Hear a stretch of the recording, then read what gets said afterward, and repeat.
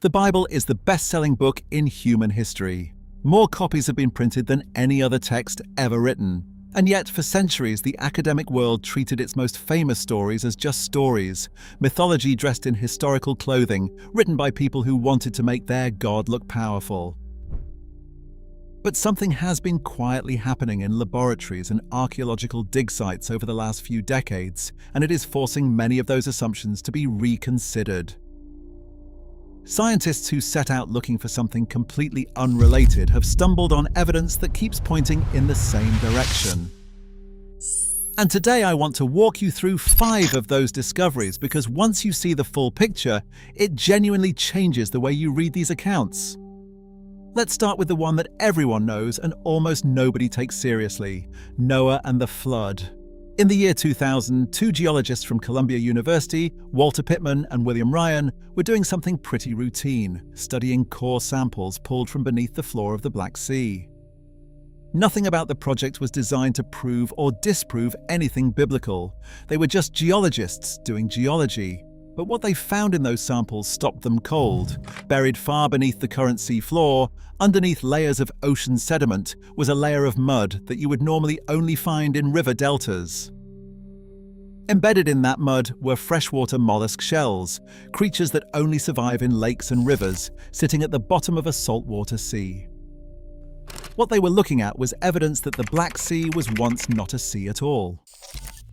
It was an enormous freshwater lake, sitting below sea level and surrounded by thousands of square miles of fertile farmland that people had been living on for generations. And then something changed everything. At the end of the last ice age, as the ice sheets in the northern hemisphere began to melt and sea levels around the globe rose, the Mediterranean Sea swelled until it breached a narrow land barrier called the Bosporus Strait. When it did, it was not a gentle rise of water. It was a catastrophic wall of seawater pouring through with more than 200 times the force of Niagara Falls. In a single day, enough water flooded the basin to bury an area the size of Manhattan under 3,000 feet of ocean. Within a year, 60,000 square miles of inhabited land had vanished beneath the surface forever. When marine scientist Robert Ballard, the man who found the Titanic, took this research and sent his team down into the Black Sea to investigate, they found something sitting more than 300 feet below the surface. An ancient building, stone tools, pottery and ceramics scattered across what used to be someone's home. These were not random artifacts. People had lived there, built there, raised families there, and the water had swallowed everything they knew in what must have felt like the end of the world. And here is the detail that really got the scientific community's attention. When they carbon dated the freshwater mollusk shells and compared them to the saltwater shells in the layers above, every single freshwater mollusk was the exact same age. They had all died simultaneously. If the water had risen slowly and gradually, you would expect the shells to have died at different times, the ones closer to the shoreline going first, and then the ones further in as the water crept up. The fact that they were all identical in age pointed to one overwhelming conclusion: a sudden catastrophic flood that hit everything at once. Now here is what makes this story even harder to explain away. Flood narratives do not just exist in the Bible, they exist in virtually every ancient culture on Earth. Ancient Mesopotamia, Greece, Rome, the Aztecs, the Mayans, the Incas, India, China, Native American tribes, and Aboriginal Australians. Almost every single one of them features a solitary figure surviving a catastrophic flood, usually on some kind of vessel. These are civilizations that had no contact with each other, separated by oceans and mountain ranges and thousands of miles, and they all remembered the same event. In 2016, researchers in China found geological evidence of a flood that raised water levels 800 feet in the Yellow River Valley, the very region connected to China's own flood myth. In 2020, evidence emerged in the Andean Plateau tied to the Incan flood tradition. In 2023, researchers in India confirmed evidence of a flood so severe it caused the ancient Saraswati River to completely disappear from the landscape. Whether the flood was regional or global, the Earth itself keeps surfacing evidence of something that shook every corner of the ancient world. Next, let's dig into the 10 plagues of Egypt, because this is where the science gets almost uncomfortably specific. For a long time, the plague narrative was viewed by secular historians as theological propaganda, a story the Israelites wrote to demonstrate that their God was more powerful than the gods of Egypt. But in 2010, a group of researchers studying stalagmites in Egyptian caves made a discovery unrelated to the Bible. They were rebuilding ancient climate patterns, and what the geological record showed was that roughly 3,000 years ago, right around the reign of Pharaoh Ramses II, Egypt experienced a dramatic and sudden climate shift. Temperatures spiked, severe drought set in, and the Nile, the lifeblood of Egyptian civilization, dried up into what researchers described as a slow, muddy, barely moving watercourse. When scientists started applying that single discovery to the biblical sequence of plagues, what happened next genuinely surprised the people doing the research. A slow, stagnant, warm Nile creates the perfect conditions for toxic freshwater algae called burgundy blood algae to bloom. This algae turns the water a deep blood red, kills fish, and makes the water completely undrinkable. The first plague is accounted for by basic environmental science. Toxic water drives frogs out of the Nile and onto dry land in massive numbers. That explains the second plague. The frogs then die in huge quantities on the land, and with the frog population gone, the insect populations they normally keep in check explode, lice and flies spreading across the country in swarms. That explains the third and fourth plagues. Those insects carry diseases that devastate livestock, wiping out herds across Egypt. That is the fifth plague. Diseased animals then spread illness to humans, causing painful, festering boils to break out across the population. That is the sixth plague. Layered on top of all of this, researchers found pumice stones scattered at archaeological sites across Egypt. Analysis confirmed the pumice came from the volcanic eruption at Santorini in the Mediterranean, one of the largest volcanic events in recorded history, which occurred around the same time period. Billions of tons of ash thrown into the atmosphere would produce extraordinary weather systems, the kind that could generate the worst hailstorm Egypt had ever seen. That explains the seventh plague. Volcanic eruptions also create humidity and atmospheric pressure changes that trigger massive locust swarms, now with nothing left to eat them since the frogs are gone. That explains the eighth plague, and that same volcanic ash cloud, thick enough to have traveled hundreds of miles, could block out the sun for days at a time. That explains the ninth plague. The 10th plague, the death of the firstborn, finds its explanation back at the beginning of the chain.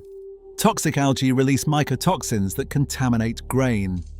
As the future heads of their households, firstborn sons would have eaten first and eaten the most at every meal. Contaminated grain moving disproportionately through the oldest sons of every Egyptian family could explain why the firstborn were the ones most affected. 10 plagues, one interconnected chain of environmental catastrophe, each event feeding the next, beginning with a climate shift and amplified by a volcanic eruption half a world away. Now I want to take you to a story that most people treat as a moral lesson about the consequences of sin, because what archaeologists found underneath a Bronze Age city in the Jordan Valley is one of the most astonishing discoveries in the history of biblical archaeology. In 2006, Stephen Collins began excavating a site called Tall El Hammam. During its prime, this was one of the largest cities in the entire Jordan Valley, at its peak 10 times the size of Jerusalem.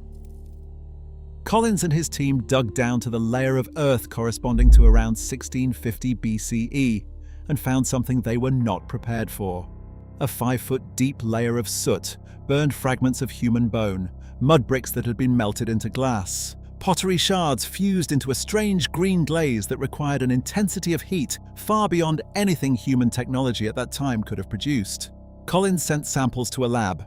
The results raised more questions than they answered, and what followed was a 15-year research project involving 21 scientists across multiple disciplines, all trying to understand what had happened to this city. Their findings were published in 2021 in Nature Scientific Reports. The conclusion was that this was not warfare, not a fire that got out of control, not any kind of volcanic activity. The melted structures, the fractured bones, the shocked quartz, where grains of sand are cracked internally from extreme pressure, all pointed to a cosmic airburst. An asteroid or comet entered the atmosphere, traveling at extraordinary speed, and exploded above the city before ever making contact with the ground. They referenced the 1908 Tunguska event in Siberia, where an asteroid just 180 feet wide detonated above a remote forest and flattened 1,000 square miles of trees with the force of 1,000 nuclear bombs. As a comparison point, they believed what struck above Tall El Hammam was even more powerful. In seconds, air temperatures above the city would have exceeded 3,600 degrees Fahrenheit. Everything combustible ignited simultaneously. Mud bricks and metal began to melt. A shockwave traveling at 700 miles per hour, faster than any tornado ever recorded, reduced the city's buildings to rubble. All 8,000 people within the city were killed. And then came the detail that tied everything together: unusually high concentrations of salt in that same layer of destruction. Researchers concluded the impact had partially struck the Dead Sea and sprayed salt into the atmosphere, redistributing it across the surrounding landscape and into the soil. The ground was so thoroughly salted that it remained agriculturally dead for the next 700 years, which is exactly how long the archaeological record shows the site was abandoned. The Bible says burning sulfur rained down from the sky over Sodom and Gomorrah. It says the vegetation of the land was destroyed. It says Lot's wife became a pillar of salt. 700 years of dead, abandoned earth because the soil was contaminated. Destruction falling from the heavens. These things were sitting in the ground waiting to be found, and in 2021, 21 scientists found them. From ancient cities, let's come back to one of the Bible's most beloved stories, David and Goliath. Because what archaeology has quietly been uncovering around this account is genuinely fascinating. For a long time, King David himself was treated by many scholars as a legendary figure in the same category as King Arthur, someone who may have inspired stories, but probably was not a real historical person. That changed in 1993 when archaeologists in northern Israel uncovered a stone monument erected by an Aramean king describing military victories. Among the inscriptions was a reference to the House of David. An enemy ruler bragging about defeating Israel had inadvertently confirmed the existence of the Davidic dynasty. David was real. Now the question became how much of what was written about him was real. Single combat between champion warriors was a completely accepted and historically documented way of settling conflicts in the ancient world. It happened across multiple cultures and is recorded outside the Bible as well. And the sling David used was not the toy most people picture. In the hands of someone trained with it, a war sling could launch a stone with the stopping force of a .44 Magnum handgun. The underdog angle of the story is somewhat complicated by the fact that David was likely a highly trained warrior, using a legitimate weapon of war against an opponent whose heavy armor actually worked against him in a ranged engagement. But Goliath himself is where things get interesting. In 2005, archaeologists excavating ancient Gath, the city the Bible names as Goliath's hometown, found a pottery shard from the 10th or 9th century BCE bearing an inscription that translates roughly to the name Goliath. Around the same time, researchers revisiting a 1960s discovery from the same region found themselves looking at a collection of ancient spearheads that were so oversized the archaeologists who originally found them had concluded they could not be weapons at all, and must have been tent poles. But with the name Goliath now surfacing in the same area, some researchers began asking whether those were actually spearheads belonging to someone who simply was not ordinary sized. The Bible describes Goliath's spear shaft as being like a weaver's rod, massive and unwieldy for a normal man. Tent poles or weapons built for a giant? And then in 2015, excavations at Gath uncovered what researchers called supersized remains of enormous architecture dated to the exact time period Goliath was said to have lived. They found buildings constructed with stones 2 to 5 times larger than stones used in any other era at the same site. A city that appeared at a specific moment in history to be built for bigger people. Finally, I want to take you back to the very first sentence ever written in the Bible, because the story of how modern science arrived at the same conclusion those ancient writers started with is one of the more remarkable intellectual journeys of the last 100 years. In the beginning, God created the heavens and the earth. For most of scientific history, the prevailing assumption was that the universe had no beginning, that matter had simply always existed in some form, rearranging itself across eternity. There was no moment of creation because there was no moment at all. Then in 1927, a Belgian physicist and Catholic priest named Georges Lemaitre proposed something that made the scientific establishment deeply uncomfortable. He suggested that if the universe was currently expanding, which the physics was beginning to suggest, then running the clock backward would eventually bring everything to a single point, a beginning, a moment before which nothing existed. Einstein initially rejected this, famously calling it irritating, but the evidence kept building. Edwin Hubble confirmed in 1929 that galaxies were moving apart from each other in every direction. In 1964, two scientists detected a faint background radiation uniformly spread across the entire universe, now understood to be the residual echo of the original cosmic explosion, the Big Bang, the moment everything came from nothing. One physicist, reflecting on what this discovery meant, said plainly that it showed the universe had a definite starting point, a creation as described in the book of Genesis. But what makes the biblical account even more striking is something that goes beyond simply having a beginning. Throughout the Old Testament, in Isaiah, in Job, in the Psalms, in Zechariah, the universe is described repeatedly as being stretched out by God, the way you would stretch a tent or unfurl a curtain. And the Hebrew verb forms used are not consistent. Sometimes the stretching is described in a form that implies it was completed in the past, and other times in a form that implies it is still ongoing right now. Finished and still happening simultaneously. That is precisely how modern cosmology describes the expansion of the universe. The initial event set the laws of physics into motion in an instant. Complete, finished, done. And the universe has been expanding outward ever since, continuous, ongoing, still happening as you watch this video.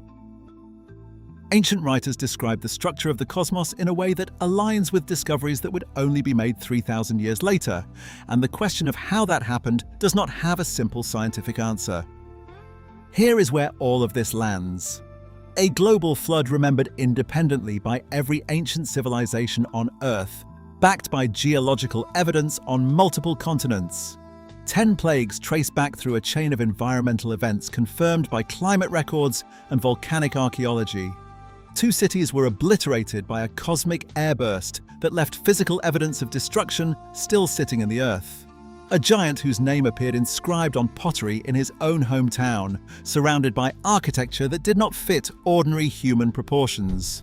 And a creation account that describes the structure and behavior of the universe in terms that match the most widely accepted cosmological model in modern science. The ground keeps speaking. The sediment layers, the pottery shards, the isotope ratios, and the carbon dates all keep pointing in the same direction. And if these events were real, if the flood happened, if the plagues happened, if those cities were destroyed exactly the way the Bible says they were, then the question that naturally follows is one only you can answer. What does that mean for everything else written on those pages? If this kind of content is something you want more of, subscribing genuinely helps this channel keep going. Drop a comment and tell me which of these hit you the hardest.